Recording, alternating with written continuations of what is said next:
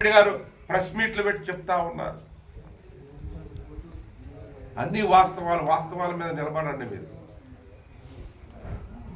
వాస్తవాలు విస్మరించి మీరు చేస్తున్నటువంటిది గ్రామీణ ప్రాంతాల్లో గ్రామ సచివాలయంలో గ్రామ సచివాలయాల్లో ఇదివరకు ఇప్పుడు వాలంటరీ వ్యవస్థ ఉండేది.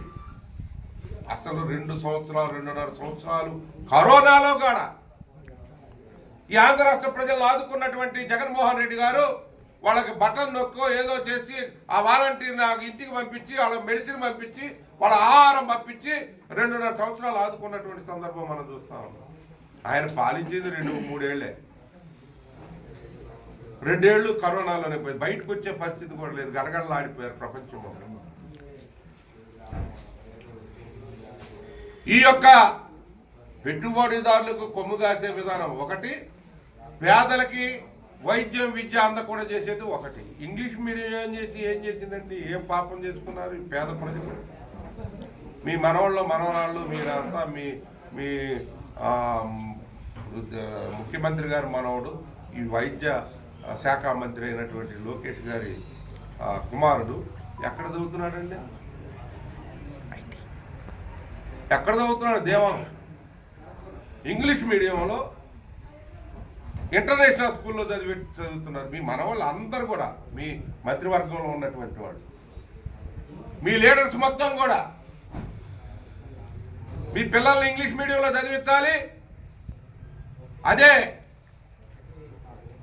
పేద ప్రజల పిల్లలకి జగన్మోహన్ రెడ్డి గారు ఇంగ్లీష్ మీడియం ప్రవేశపెడితే దాన్ని ధ్వంసం చేశారు. అందుకనే ఈ ప్రజా వ్యతిరేక వెల్లువ వచ్చింది. దీనిలో అందరూ భాగస్వాములు కండి. వీళ్ళు మన ఆస్తుల్ని ధర్మం చేయడానికి కాదు, వీళ్ళకి ప్రభుత్వ అధికారం ఇచ్చింది. ప్రజలకు సంబంధించినటువంటి ప్రభుత్వ ఆస్తుల్ని, ఆ ప్రభుత్వ ఆస్తుల్ని మీకు పవర్ అప్పచెప్పామని మీ ఇష్టం వచ్చిన వాళ్ళకి బదలాయింపు చేస్తారా? దుర్మార్గమైనటువంటి చర్య ఇది. అందుకనే 17వ తారీఖున మరి మాజీ ముఖ్యమంత్రి వర్యులు వైఎస్ఆర్ పార్టీ అధినేత వైఎస్ జగన్మోహన్ రెడ్డి గారు గవర్నర్ గారికి మెమోరాండం సమర్పిస్తారు.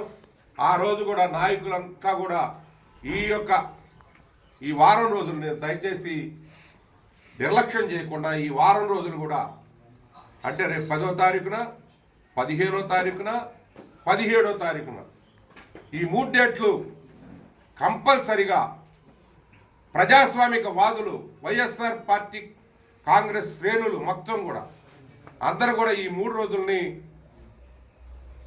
కూటమి ప్రభుత్వ ప్రజా వ్యతిరేక విధానాలను ఎండగట్టడానికి ఈ 3 రోజుల్ని సమయం కేటాయించవలసిందిగా మీ ద్వారా తిరువూరు నియోజకవర్గానికి, అదేవిధంగా ఎన్టీఆర్ జిల్లా వైఎస్ఆర్ కాంగ్రెస్ పార్టీ శ్రేణులకి, ప్రజాస్వామిక వాదులకి అందరికి కూడా తెలియజేస్తా ఉంది.